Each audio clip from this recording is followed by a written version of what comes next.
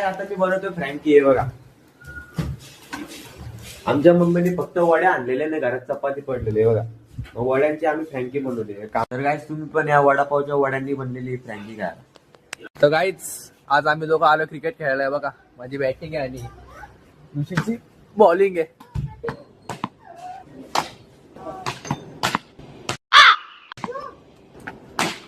तर काय आता माझी बॅटिंग.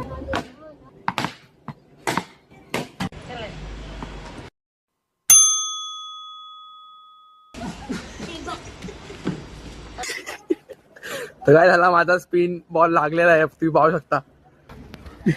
हमको जो है अभी बहुत दिक्कत हो रहा है. हे बघा गाईच. तर काय आता हा एक नवीन प्लेअर ऍड झालाय. हा बघा, टाक बॉल टाक.